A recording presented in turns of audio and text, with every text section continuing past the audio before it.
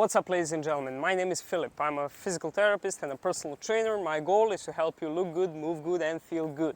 As you saw from the intro, today we are talking about the golfer elbow injury.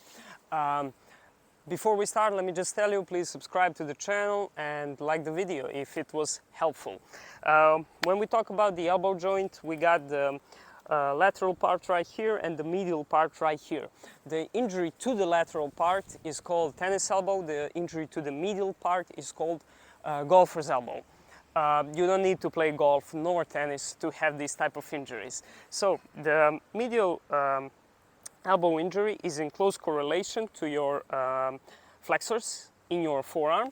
And basically in your forearm you got 20 muscles, 20-ish muscles, and I honestly never learned all of them in my anatomy classes because I think it's way too many.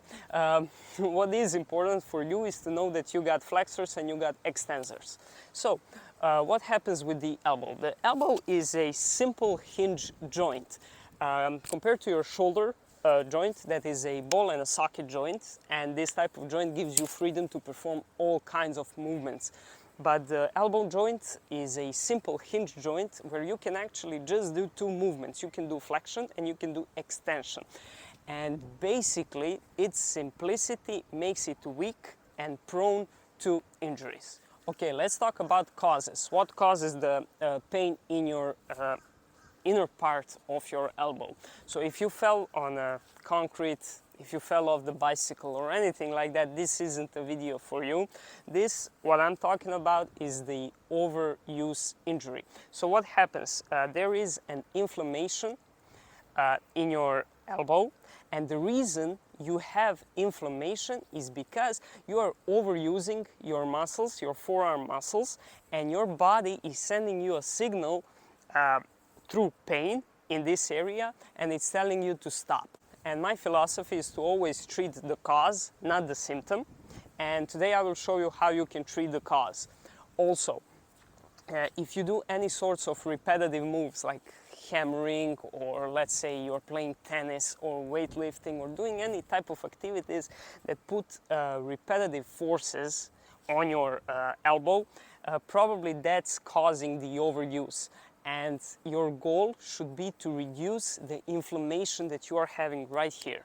So let's dive in and I'll show you a couple of things you can do in order to treat this injury. First step is prevention, and from this day forward, do this every time you grab something in the palm of your hand. Let me show you what I mean by that. So when, let's say I'm performing pull-ups right now, and when you're grabbing the bar, I want you to use, when you're grabbing the bar, I want you to use your index finger and your thumb. So index finger and the thumb, and just a little bit of your middle finger. I don't want you to use your pinky nor your ring finger. All right, so they are just there for the ride, and these two are doing the majority of the work. This one is helping these two. The reason for that is because, as you can see right here, our forearm, so if the pain is located right here, these two fingers attach right here and they are directly causing more pain. These two, so as you can see, they go this direction right here, so they are causing less pain. So these two are the two that are making the problem worse. So let's say I'm doing pull-ups and I am grabbing the bar right here using my two fingers. This one is helping, these two are pretty much out of the way, and I'm performing the exercise this way. The same thing when you are grabbing the bar, grabbing the hammer, whatever you're grabbing. So use these fingers right here and don't use these two. All right, let's go to the step number 2. The next thing you can do is to strengthen your grip. The stronger your grip, the less chance you have of having painful elbows. Let me show you an exercise that you can do on how you can strengthen your grip. So you will need a parallel bar, and like last time, I'm grabbing the bar with my two fingers. The middle finger is just giving a little bit of help. These last two fingers ain't doing nothing. So I'm grabbing the bar right here, with my right arm that is painful. My left arm is there only for the balance, all right? And I am going underneath the bar. I am going underneath the bar, and the further I go, the harder it becomes, obviously. And now I'm just holding, and I'm putting most of the pressure right here on my right arm. The left arm is just there giving me balance.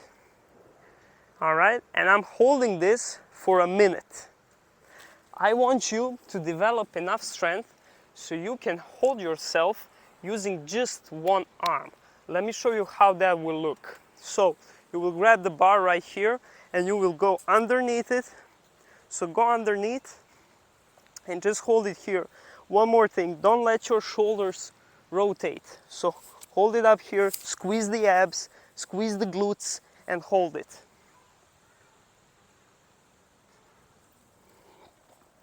So work your way up until you can hold for at least 1 minute being parallel with the ground. Let's go to the next step that you can do. All right, we did the prevention, we did the strengthening. Now we will do stretching. I'll show you 2 stretches that you can do. First one, you will put your elbow in your lap and you will bend the elbow. Obviously, you will let your wrist hang loose and you will use your other arm to move your wrist that way, so that direction over there. And you will find the tender spot right here and you will hold this stretch for at least 15 seconds. All right, our body's natural reaction when we do any type of stretching is to tighten up. So our muscles tighten up. And it takes around 15 seconds for the muscles to send the signal up to the central nervous system, where our central nervous system can process the signal and send back another signal to the muscle and basically tell the muscle to relax. And that's when stretching really happens and occurs. So when you do any type of stretching, do it at least for 15 seconds. All right, so this is one stretch. The other stretch, you will need to use some type of a wall or something like that. And I pretty much want you to put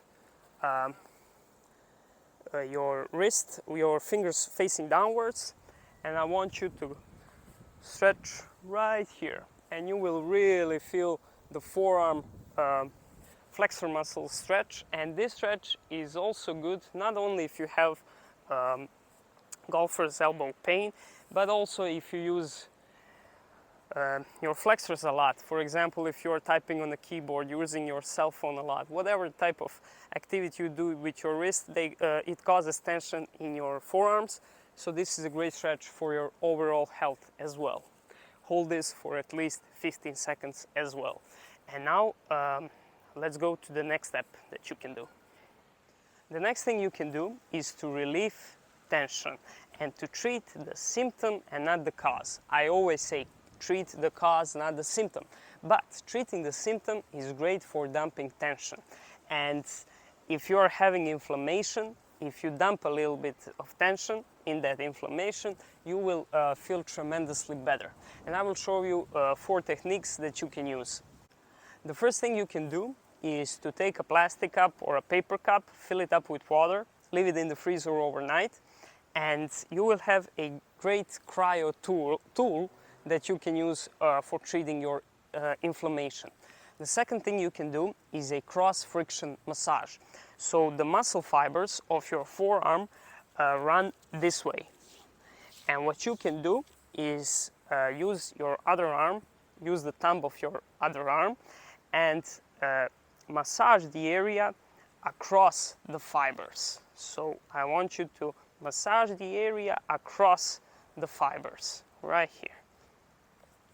This is great for relieving tension.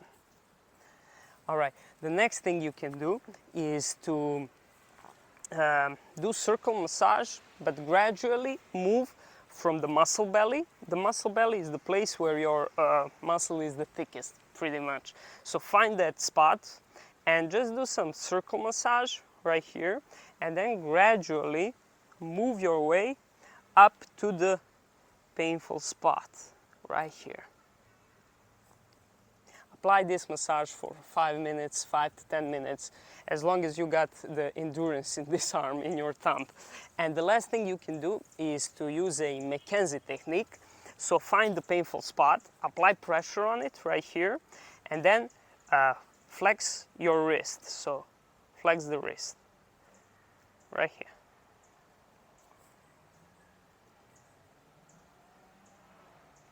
Oh, this really feels good.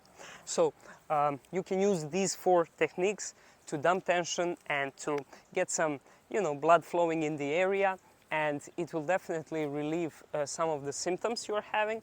But in order to get rid of this problem, you need to treat the cause. And I already showed you what you need to do, how to treat the cause. And now let's wrap this video up. To quickly recap,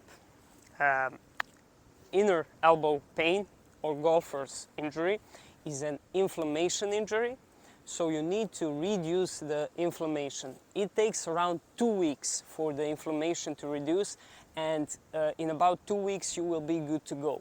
The thing you need to do is, for the rest of your life, be cautious and always have in mind, somewhere in your subconscious, that you might get injured again, that you might get the inflammation again, and you need to keep that inflammation under control. But yeah, it will take around 2 weeks for you to get fully to your full capacities. Once again, my name is Philip.